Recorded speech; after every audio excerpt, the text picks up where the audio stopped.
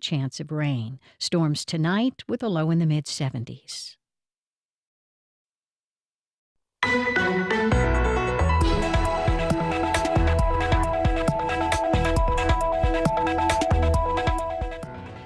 Daniel Davis makes it official he's running for mayor. Some downtown developments start, others stall out, and the Jaguars play their first regular game Sunday. Just some of the stories making headlines this week. Good Friday morning. We are live from Studio 5. I'm Melissa Ross, and this is First Coast Connect. Thanks for listening. Just ahead, all of the top stories of the week with our Friday Roundtable. Listen on the radio or catch our live stream. We're live now on Facebook, YouTube, and WJCT.org.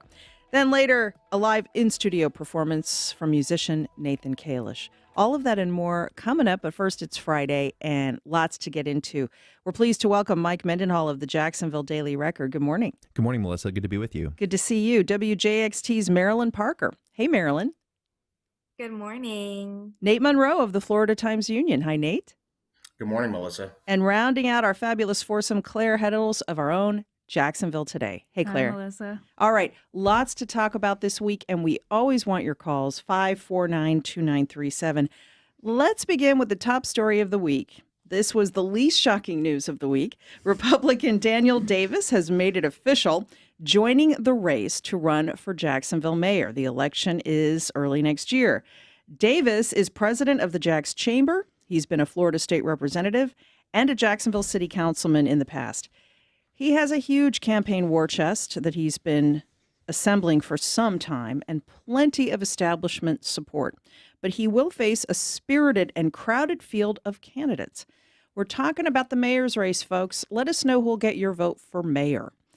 Give us a call, 549-2937. Emails to firstcoastconnect@wjct.org. Tweet us at Melissa in Jacks, and our Facebook page is always open. Already getting your comments about this. Mike Mendenhall, let's begin with you. You were at the announcement. Mayor Lenny Curry was there, former Mayor John Payton, other former and current public officials backing Daniel Davis. So right off the bat, you could say he's the favored candidate, but it's a crowded field. Yeah, that's right, Melissa. And I mean, it definitely was a who's who of political and business elite last night at that event. It was held at a trucking company on the west side, which Daniel Davis definitely was trying to push those credentials because he's from the west side of Jacksonville originally, so that it was very evident that the tone he was trying to set. But he's one of nine in that field. He has two relatively well-known city council Republicans running, Leanna Cumber and Al Ferraro. Leanna Cumber has also raised a decent amount of money in the race. I believe a little over $2.5 million to Daniel Davis's $4 million.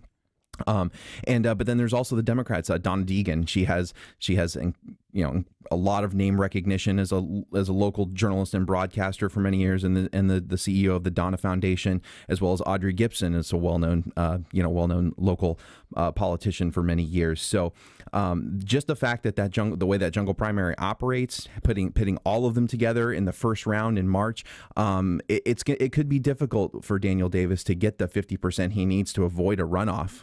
It's almost certainly going to a runoff, and Leanna Cumber on the Jacksonville City Council is expected to really come right at Davis from the right, going for conservative Republican voters. There's the chance we could see two female candidates possibly in the runoff election, possibly a Republican and a Democrat. We'll have to see how that shakes out, though. But Marilyn, your organization, Channel 4, did a poll this week asking Duval voters what are the most important issues that they're weighing as they look to see who should lead Jacksonville next. Crime is top of the list, followed by affordable housing. Tell us a little bit more about those numbers and how the mayoral candidates will speak to them. Absolutely. So, as of Thursday night, there was more than 1,000 poll responses, and about 62% of those went to crime getting the vote. And then there was affordable housing with about 20%, downtown development, which we're also speaking about today, and with growth at 7%.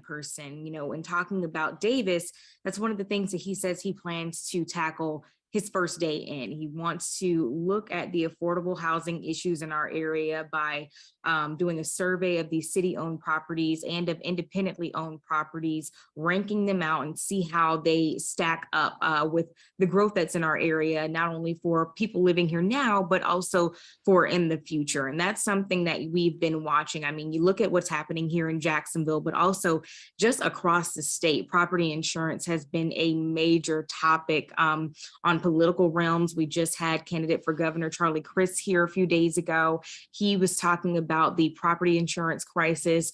We had Governor Ron DeSantis back in May holding a special session and signing these Senate bills trying to address these different problems. So it's really coming down from all realms. With Davis, that's one thing that he plans to attack as soon as he gets in. And then we've also heard that from other candidates, just talking about the ways that they want to tackle this problem, whether it be with roofers or just the rate increases in general. And we have even some Florida state representatives that are running right now talking about how it's been handled thus far throughout the year and what needs to change.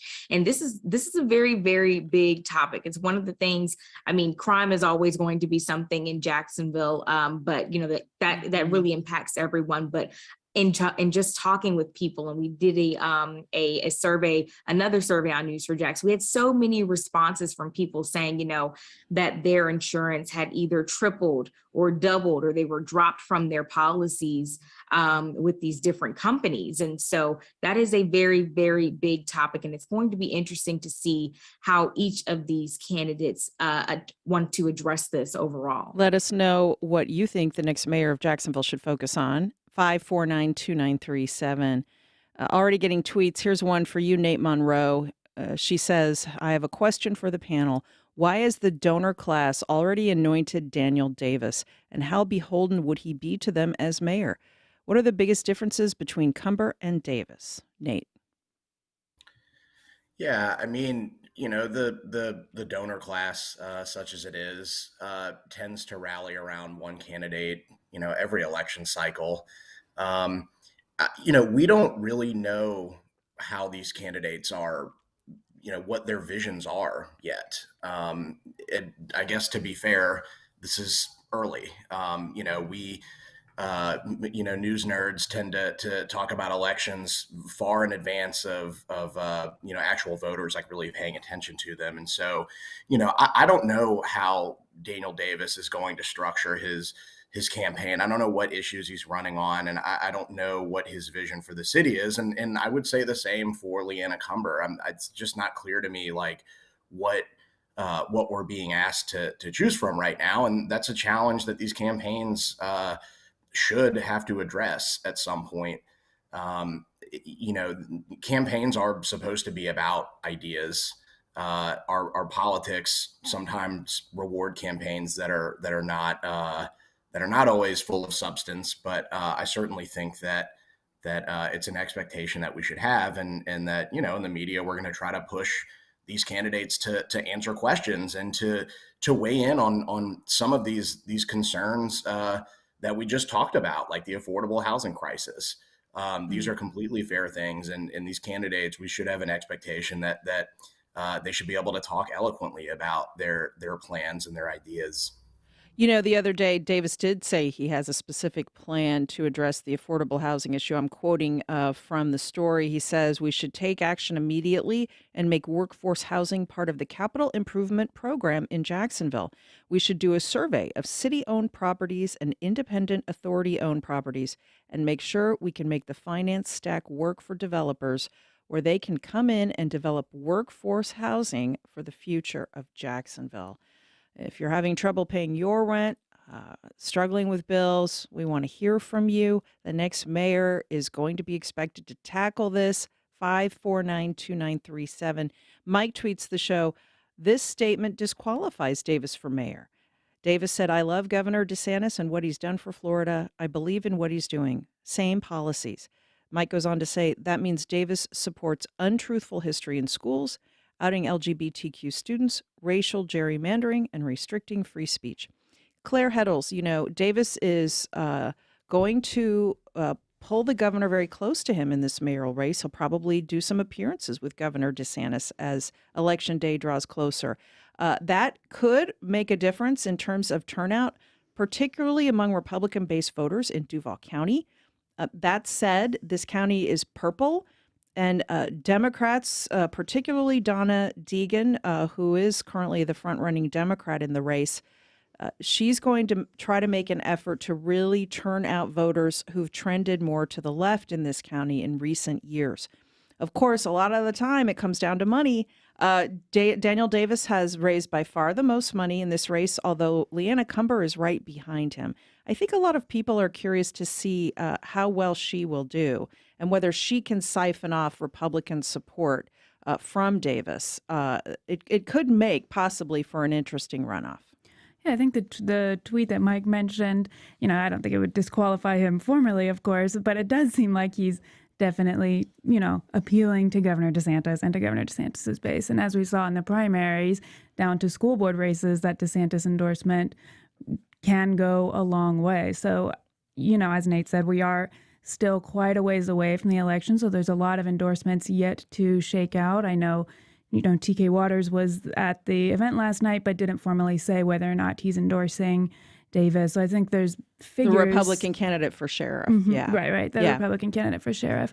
So I think there are a lot of figures in the community that, as endorsements come out in the coming months, could shape how this race shakes out. I think, there is the name recognition of Audrey Gibson as our state senator and of our recent council members that Daniel Davis might not have among the general public right now.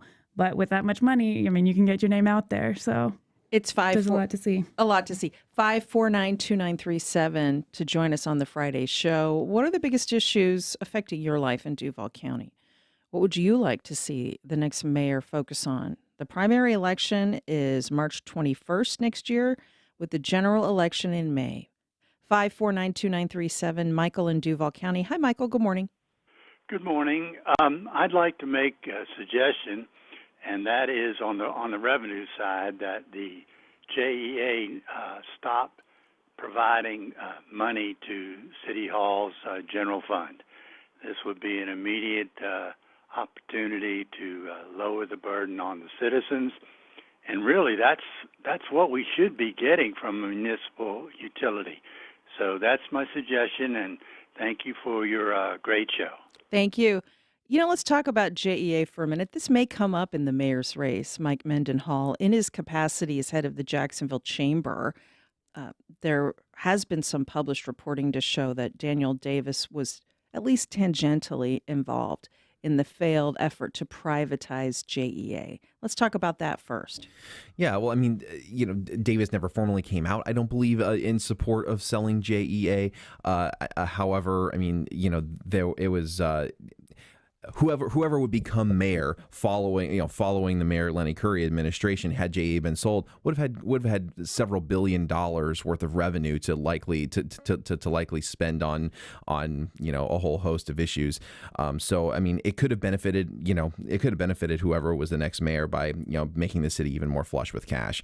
That being, and I also wanted to reference that quote that you read about his endorsement for Governor DeSantis actually came from after reporters asked him last night at the event if Governor DeSantis intends to endorse him, if he knew if Governor DeSantis was going to endorse him, and he said he didn't, but that was the kind of the tagline he added at the end. So and when you're also talking about affordable housing as well, kind of to expand on what Marilyn said earlier, one of the things, part of Davis's plan would be to actually, with CIP dollars for affordable housing, would be to subsidize developers, and actually give that money to them to improve their capital stack. And that, subsidizing developers is not always popular with the general public and the general voting audience.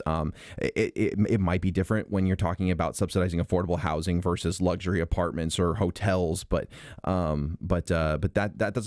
it was an early policy position for him to take that I think is going to be a hot topic throughout the election. Yeah, Marilyn Parker, WJXT, other Florida cities have already started trying to address the housing crisis for their citizens. they've been trying to make some kind of effort at providing people relief.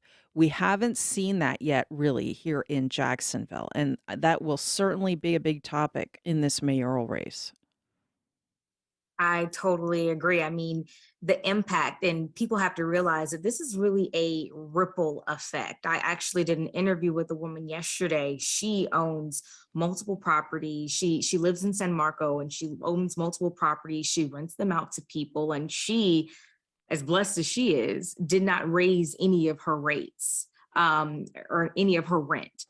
Even though she's been hit with increase after increase, jumping through different insurance policies, different places and different insurers. And she was talking to me about a city in Florida that, really took the bull by the horn. And what they did was they sat folks down and said, look, this company may have left the state. Here's another option. I think they were just basically taking a hands-on approach to this problem that Florida has had for many, many years. I mean, but we can say that, in recent years, maybe the last 2 to 3, following the pandemic and everything, since then, that's when a lot of people were really starting to see those vast increases. So I don't know if it takes, Jacksonville leaders sitting down with certain people and saying, hey, this is what's happening, because, many of our representatives have had moments where they're going to knock on doors and people are telling them the same thing. And so maybe it is a matter of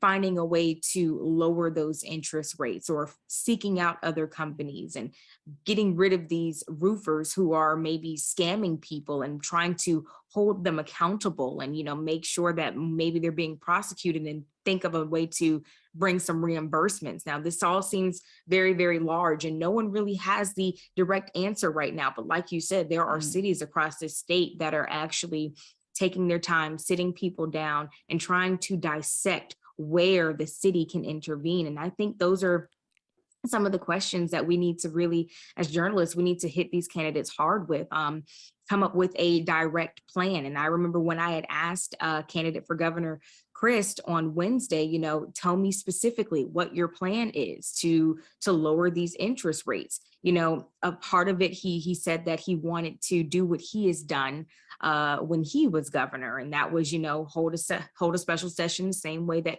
Ron DeSantis did, or Governor DeSantis did, but also he said he wanted to make a change from that. And it was also a lot of, name calling, or, trying to drag, or, kind of deflect from the answer. But I think we need to hold them accountable and tell them to give us a step by step of how it should look, what it will take, and how you can sit down with each person, or however many you can, and actually find a solution.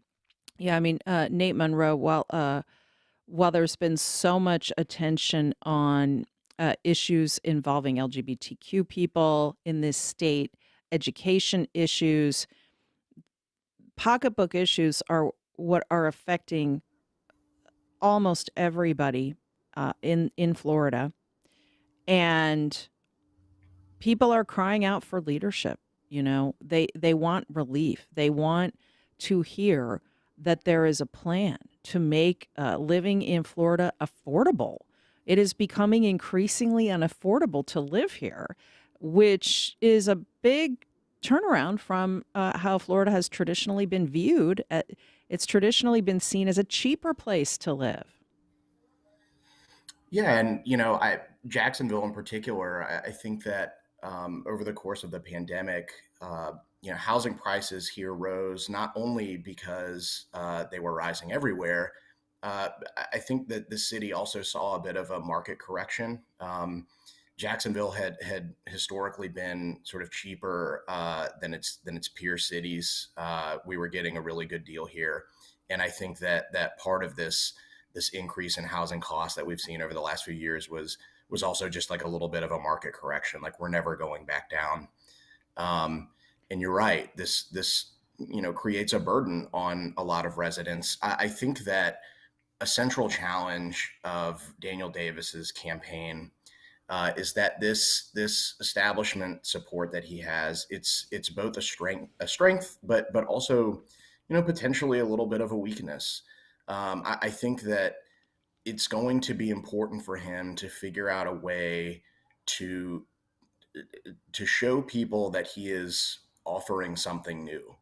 And this isn't just about rejecting Lenny Curry. It's about elections are about change. This is an open seat. Yeah, will And people embrace the status quo in Jacksonville, or will they want something really new? Yeah. right. And on an issue like affordable housing, if the answer is, well, we just need to subsidize developers, well, that's not appreciably different than what we're doing now. Developers get lots of state and local support to build affordable housing, and we still don't have enough of it. So, that's going to be the kind of challenge that I think Daniel Davis's campaign is going to really have to think through and grapple with. And a listener messaged me, the focus on LGBTQ issues is to whip up prejudice and distract from economic pain. Thank you for that. Linda in Mandarin, go ahead. Hey, good morning, Melissa. I wanted to double on what you said earlier, is that we have politicians focusing on book banning, woke act, critical race theory. That's over here. On the left, what I'm dealing with is, I actually own rental property, and I'm one of those people that just had to raise rent for only the second time in 25 years because I had a great tenant, but my property insurance went up $900. And then after I paid it, they transferred me to another company 2 weeks later. So I don't know what that's going to be like. So we have issues over here about, if the mayor can't do anything about property insurance, they need to have the coalition for our legislators in Tallahassee to, don't be talking about all this other stuff. Get in there and figure out something, because what they came up with in the special session, the federal government hasn't okayed that slush fund.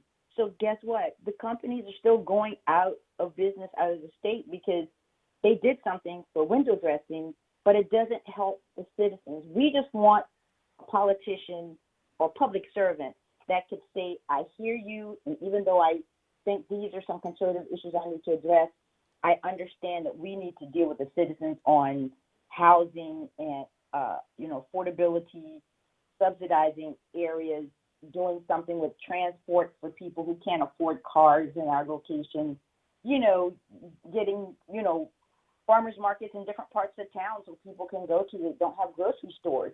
Those are things people could really see a politician doing. This. That's my person, because they actually helped me, not going over some other stuff that may pertain to 10% of the people or people who they think they need to get votes from. All right, Linda. Claire Heddles, before we move on, I think people are looking for vision. What's your vision for this city, which continues to be beleaguered by high crime rates, poverty, all of the same problems that have been holding back a better quality of life in this city for generations? I think the caller makes a great point. I mean, she talks about farmers market, property insurance, affordable housing, things that really impact people's daily lives. And that's not what we're hearing a lot about from state level politicians. It's not what we're hearing a lot about, on all levels of government. And I think in the mayor's race, that is what people want to hear. They want to hear, what are you going to do to address the tangible things that I'm dealing with every single day? And I'm not sure we've really heard that from the candidates yet. Maybe a few of them have proposed some ideas, but really visionary ideas. And what you read from Daniel Davis, which is largely what we've already been doing, subsidizing developers, which goes part of the way, but doesn't necessarily tell voters your housing is going to become more affordable or have a short-term solution to more affordable housing while this new housing is being developed. If you're just tuning in, it's our Friday Roundtable with Mike Mendenhall, Marilyn Parker, Nate Monroe, Claire Heddles, and myself. And give us a call. It's 549-2937. Shelton Hall tweets the show, a great, balanced, thoughtful, and reasoned discussion of the mayor's race today. Your panel is greatly benefiting from my absence. He goes on to say, have any private developers considered experimenting with rent control? What could a mayor do to encourage that? We'll have to see if that even becomes a talking point in this mayor's race, Shelton, and thank you for that. Let's move on for a bit. I want to talk about something that's been generating a lot of discussion this week. And when we focused on it earlier this week on this program, a lot of people got in touch with us.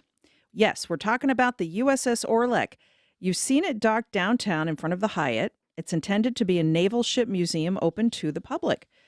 Plans for the Orlick have changed several times since it arrived in Jacksonville, from moving to Pier 1 at the shipyards to not, beginning tours during the summer to waiting, saying they wouldn't take city funding to accepting it. Some people have been upset about DeSantis and Trump flags flying from the Orlick at private events. Anyway, there's a lot of attention on the Orlick because, of course, this is a Navy town, and people are curious about this naval ship museum. Mike Mendenhall, let's begin with you. Where do things stand with this ship museum? And give us a call if you have questions about the Orlick at 549-2937. Mike. Well, as of right now, it's parked in front of the Hyatt. Currently, it has a license from the city to be there. That is expected to expire here in the coming weeks. And eventually, it's supposed to move down to Pier 1 at the shipyards, and it's supposed to be one of the complements to a large 10-acre park that the Downtown Investment Authority in the city are hoping to build down there. But as of right now, I mean, there are no immediate plans to move it. They still need to get water and electric over to Pier 1. The infrastructure for the park is not even close to being built out. So, and I think they've also been getting, they're hoping they're going to get some foot traffic being right off the Riverwalk and the Hyatt. So, I believe they are planning to open here soon for public tours after, sitting idle for several months, but there have been detractors of are just skeptics, I should say, of bringing a naval ship to downtown Jacksonville for a long time. This organization worked for a long time to get one. There were a couple of failed attempts. So I think there's a lot of people that are pulling for it. They really want it to happen, but there has been some issues surrounding it. Both from a city standpoint and as well as politics too. Yeah, we mainly have heard from two buckets of people who can't wait to tour the museum and people who are outraged that a dime of taxpayer money could be going toward this naval ship museum. Let us know your thoughts at 549-2937. Marilyn Parker, you can't miss the Orlick as you drive over the Main Street Bridge, and certainly the backers of this museum are hoping it becomes a focal point at Shad Khan's ambitious plans to redevelop the shipyards a little farther east along the north bank of the St. Johns River. That's the idea anyway. Yeah, that's the idea. And, if you ask me, I think it's pretty cool. I haven't been on yet, but I would love to. And like you said, you just can't miss it. Me personally, I think it's in a pretty cool spot because going over the Main Street Bridge, you look over and it's like, what is this? Oh, I'm intrigued. Let me go find out about it. Of course, right now they're taking donations, but I think this could be a part of something bigger for Jacksonville. I think there's a lot of ideas but also it can get shaded by, the back and forth of, are we going to move it here? Are we going to move it here? And it also makes it look like, oh, we can't decide on anything. We can't finalize anything. But people have to realize, there's steps, there's processes, there's cities permits, there's licenses and things that, have to be laid out in order. And so when we put our trust in an idea and allow it to come into fruition, I mean, we have to see kind of from both sides. I understand where folks are saying, oh, it's pretty cool. And then the other side is saying, taxpayer dollars on something like this. Well, have a vision for it. Think about it a little bit more. People are attracted to museums. It's a Navy town, like you said. I mean, I think it could be fantastic for the city, and I'm happy that it's here. And overall, thinking about these plans, where it could be moved to, put it somewhere, park it there, and let it be great. That's just my take on it. 549-2937. Bill emails the show, the Orlick is a temporary novelty destined to be a money pit. As the saying goes, the best day of a boat owner's life is when they sell it. Nate Monroe, I think that's been your take on this. I'd like to hear your thoughts about the USS Orlick. Yeah, I mean, it would be fair to characterize me as a skeptic of this concept. This ship is small. There are lots of cities that have these naval ship museums, and typically those cities have vessels of a larger size, and they have vessels with a more storied past. the Orlick has no connection to Jacksonville whatsoever. It's almost like we sought out a ship just kind of for the sake of having one in downtown. My own reporting over the years left me with the impression that a lot of folks in City Hall kind of quietly prayed that this group was not going to be successful in bringing a ship, because everyone kind of recognizes that this is going to be a massive pain. It is very likely going to cost the city lots of money to keep this thing afloat, financially and literally. There's just never been any serious look at what visitor numbers are going to look like with this ship. I mean, it's just I think even well executed, an idea like this would be enormously difficult to pull off. And I do not believe that this project has been well executed. I don't think that I've never gotten the sense that there is a ton of community buy-in. This organization has been begging for donations for years now. I expect that, like lots of things in downtown, it's very good at generating discussion and maybe not so good at generating much of anything else. 5492937, David in Jacksonville. Hi, David. Good morning. Hey, Melissa, how's it going? All right. Thanks for calling in. What are your thoughts? Well, I'm concerned that this thing is just going to end up being another landing situation where we have this destination that nobody goes to anymore. Because it's intriguing when you drive past it, and I worked out there at the Hyatt for a little bit, and, you see it, it's like, cool, yeah, I want to check that out. But once you go, who's really going to go back a second time? Yeah, I mean, I think to be successful, and I appreciate your call, certainly you will have to have some marketing to people who are passing through town, that are tourists, that aren't necessarily permanent residents of Jacksonville. I think the idea, Claire, is to make the Orlick just one focal point out of many in a redeveloped North Bank, along with the big LERP sculpture, or the I Love Jack sculpture, whatever you want to call it, that's being envisioned, along with Shad Khan's plans to put a Four Seasons hotel on the water and other things. Right. And I think at the moment, there's not necessarily that much foot traffic on that end of the River Walk because there's not that much else there yet. And some of those projects will take years. And so to keep the Orlick, as Nate said, afloat literally and figuratively, financially, for the next few years is definitely a question. And it does feel like it's lost some momentum. There's sort of this show of when it arrived, and then it's just been sitting there. And then there's this debate about the funding. And so, it does feel like when it does open, it's a bit anticlimactic because it's just been sitting there for a few months now. And I will say, as someone who was given the opportunity to tour it myself, it is interesting.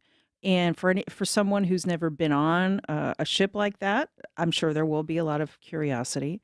So I did want to disclose that I was given the opportunity to go on the ship along with some coworkers here. 5492937, John in Orange Park. Hi, John. Good morning. How are you doing this morning? Really well. So what are you thinking about this?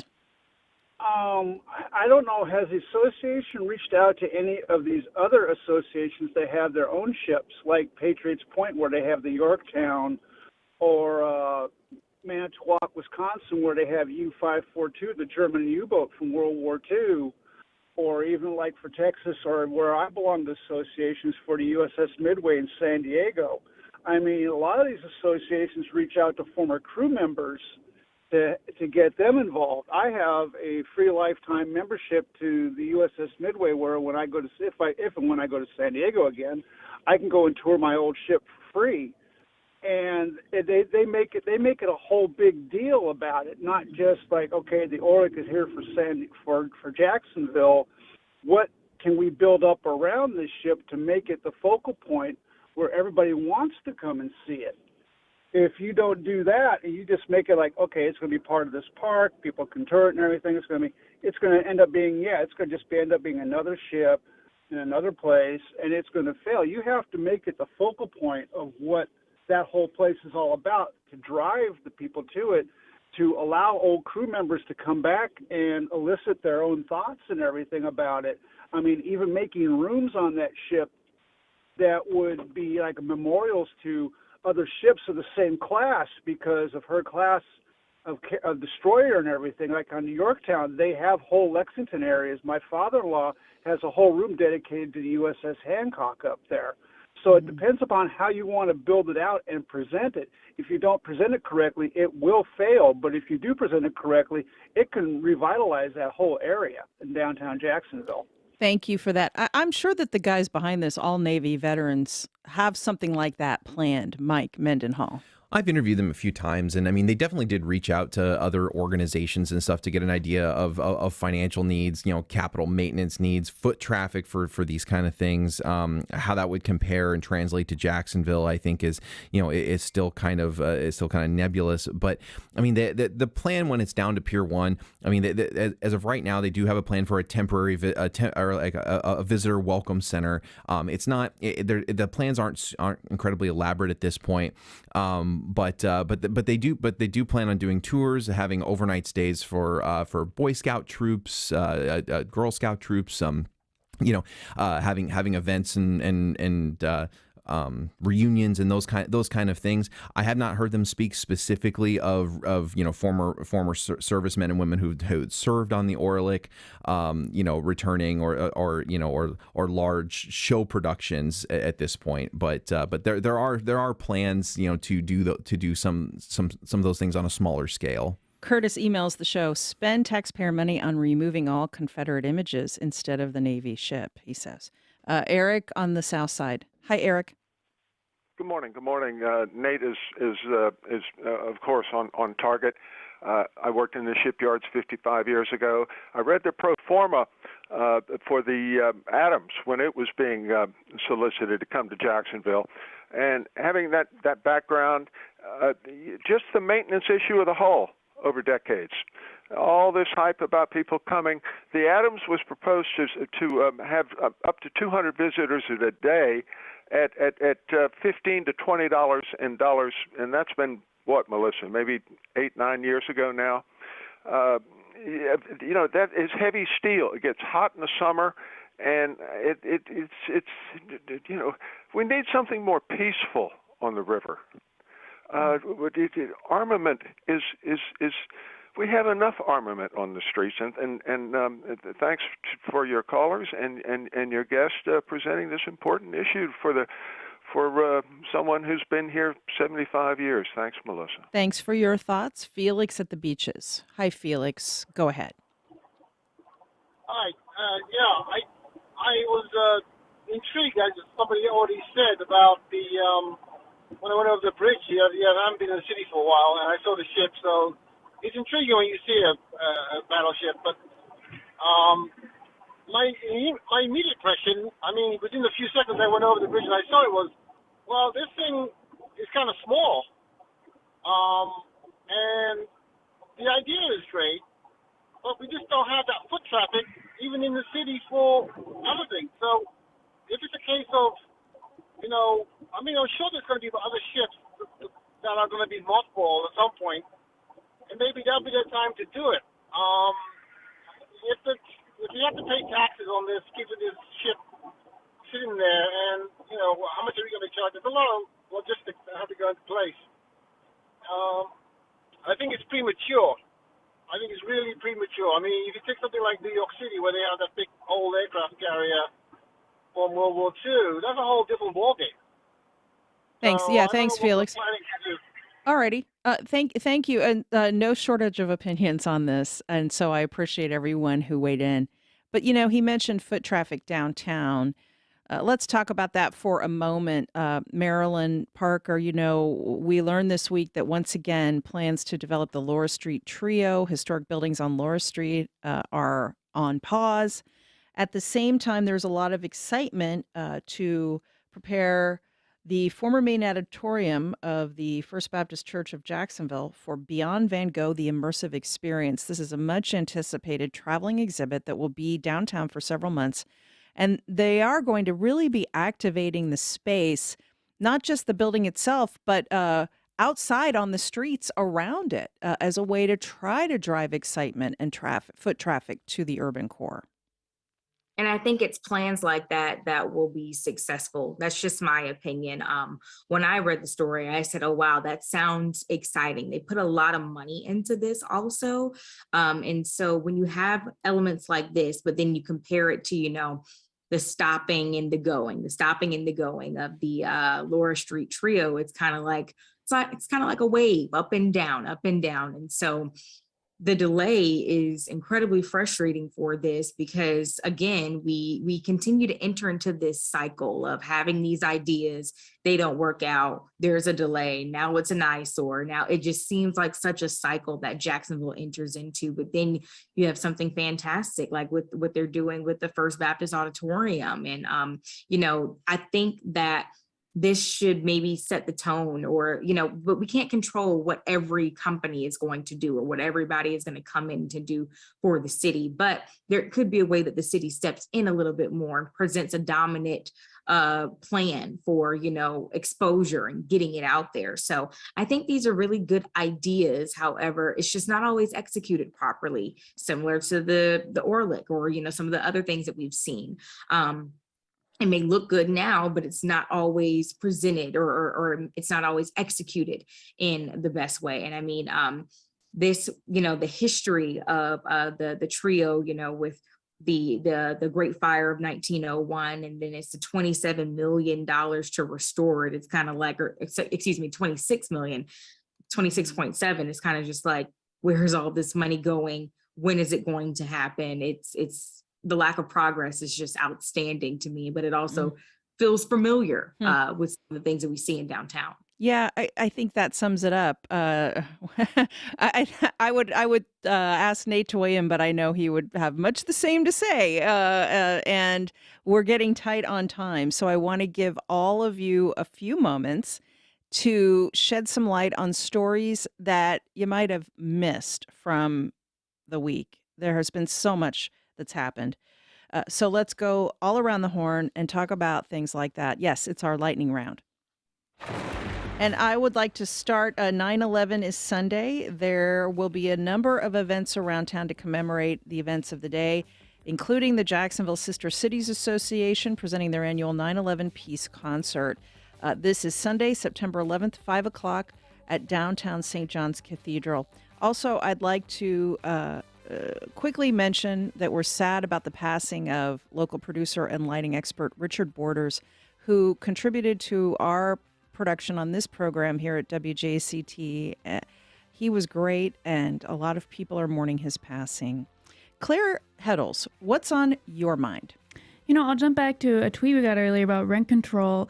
There is a rent control ordinance going before voters in Orlando, and it would be one of the first times that Florida could have rent control in over 50 years since this law. And so we have some context on that in our Ask Jax Today archives. And my colleague Will Brown is also working on a story about whether rent control is a possibility in Jacksonville. So look out for that on jaxtoday.org. Yeah, and if Orlando passes it, will the legislature try to override them? Definitely. Tell them they can't do it. It could definitely set a precedent for how that would happen elsewhere in the state. Nate Monroe, what's on your mind?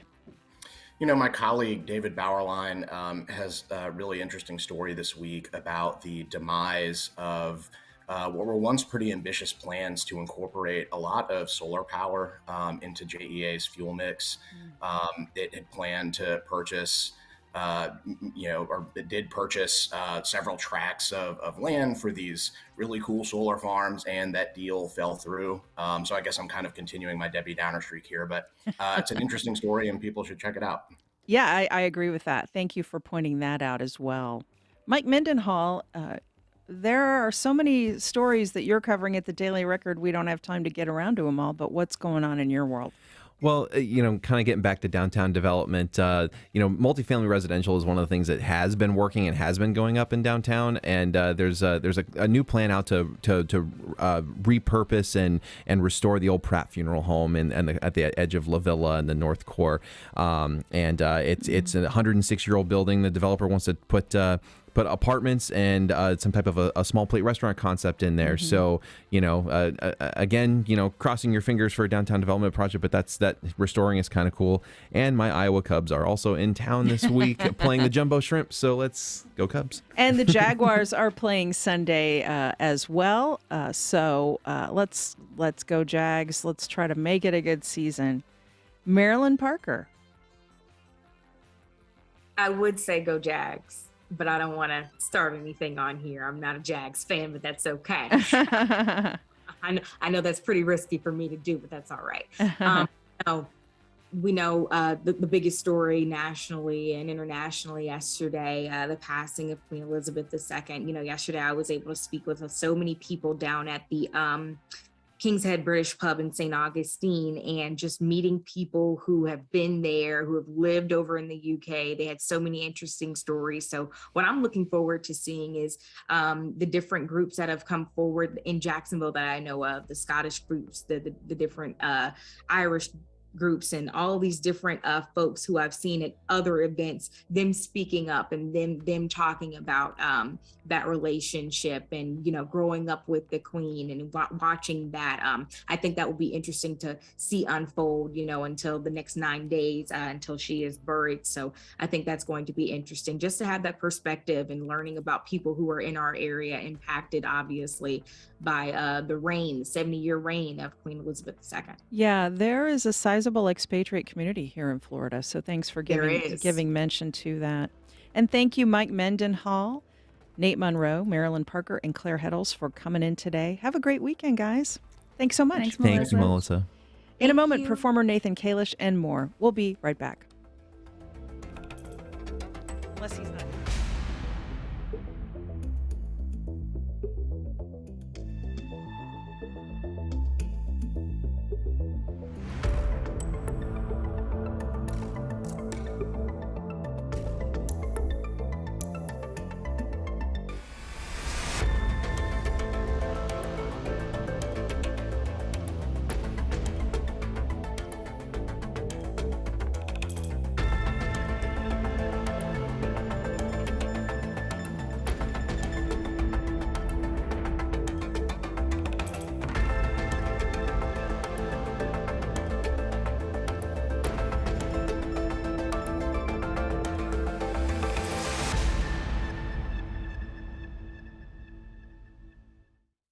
On the next Fresh Air, we remember NPR international correspondent Ann Garrels, who died Wednesday. She was known for fearless reporting in conflict zones, empathy for the victims of war, and a host of prestigious awards. We'll hear about her experiences in Iraq in 2003, chronicled in her book Naked in Baghdad. Join us. Today starting at 1 on WJCT News 89.9.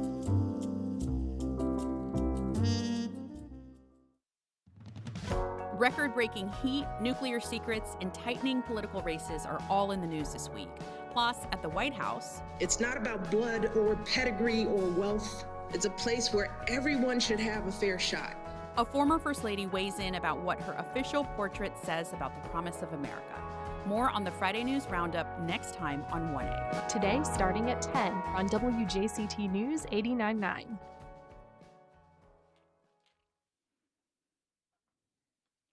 Welcome back. Pontevedra author Kate Stollenwerk is out with her debut young adult novel, Hello, Goodbye. It's about a teenage girl helping her grandmother unravel an old family secret. The central love story is the bond between a grandparent and grandchild, and it's timely. Grandparents' Day is Sunday. I first had the idea for this story 20 years ago after my paternal grandmother passed away in my late 20s. She was incredibly influential in my life, and we were very close. And I just always wanted to tell the story of a grandmother and a granddaughter kind of falling in love with each other. I think it's such a special relationship. There's such a pure, unconditional love in the grandparent-grandchild relationship. And it's not really discussed or seen a lot in young adult fiction. To me, this is a love story between a grandmother and a granddaughter. So check that out. Also Sunday, Chabad at the Beaches is hosting a massive unity concert, the first day ever major Jewish concert in Pontevedra. This is at Marsh Landing Country Club, Sunday, September 11th at 5 o'clock. Headliners are popular and groundbreaking Jewish performers, the Eighth Day Band. Check that out. Speaking of music, finally this hour, he is an amazing Americana artist out of Nashville. Nathan Kalish was named one of 10 new country artists you need to know by Rolling Stone. He's out with a new album and has shows around town this weekend. We've got a special treat. He's going to perform for us right here in studio. Nathan Kalish, good morning. Morning. How you doing? Good to have you in town. So tell us about your music. I am a songwriter and a producer, and then I do the folk thing as well. And that's what I'm doing this week in Jacksonville. That's right. You'll be at Lemon Bar tonight and Rain Dogs Riverside Arts Market Saturday, right? Yep, exactly. Yeah. Got it. And with some new music. You've got a new album out, Yeah, right? there's a new album out called Great Big Motel Bed in the Sky, and I'll be playing tunes off of that. Well, I'm excited because you're going to perform now. What are you going to sing for us? I'm going to play Past the Everglades, which is my Dropout Florida anthem.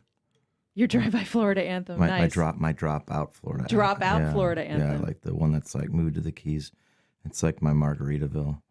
Hey, that's couldn't be more appropriate. So I can't wait to hear it. Here he is, folks. All right. Nathan Kalish.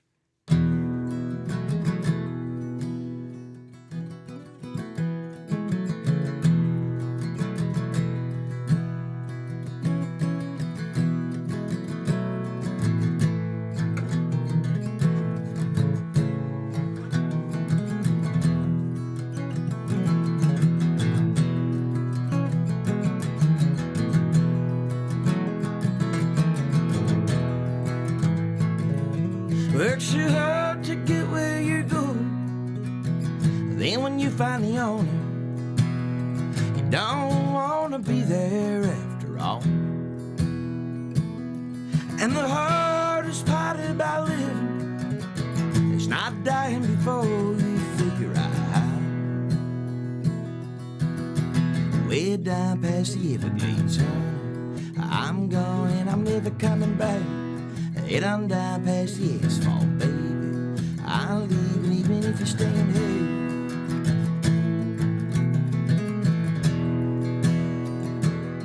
Work so hard to get where you're going. Then when you find the owner, you don't want to be there after all. And the hardest part about living is not dying before you figure out. Way down on an island somewhere, I drive my car for a little houseboat. I finally just paid off my car, baby. I think it's time that I rock it back on up again.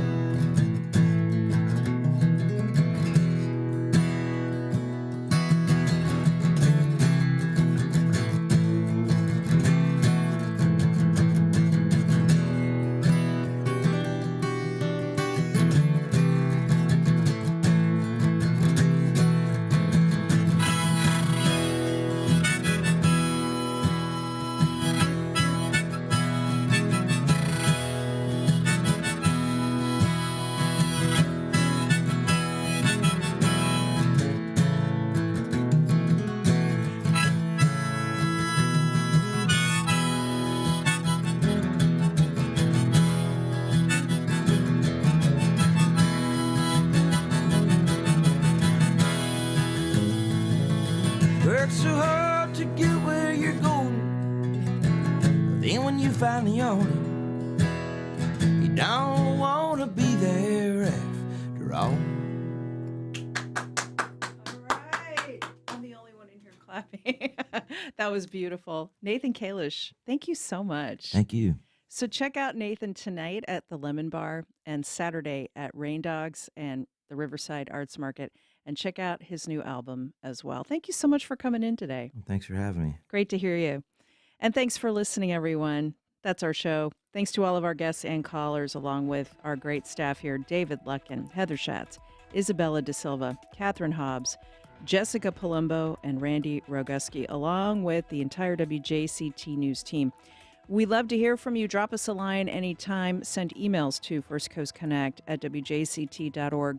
And make sure to join us today at noon for the Florida Roundup, our live statewide call-in program rounding up the biggest stories all across Florida. Today at noon, a closer look at the future of abortion access in the state, as Florida Attorney General Ashley Moody says she'll target the privacy clause in Florida's state constitution. that has protected abortion access in Florida for decades. That's today at noon on the Florida Roundup. Have a great weekend. Thanks so much for being with us. We'll talk to you soon.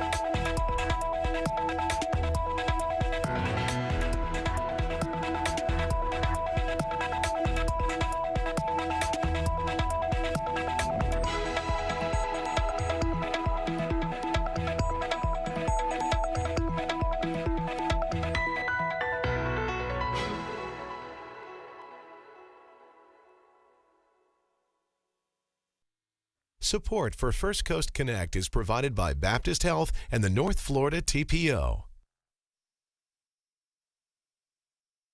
North Florida TPO, proud sponsor of WJCT's First Coast Connect, bringing to the community innovation in transportation planning, commuter services, clean fuels, and intelligent transportation systems.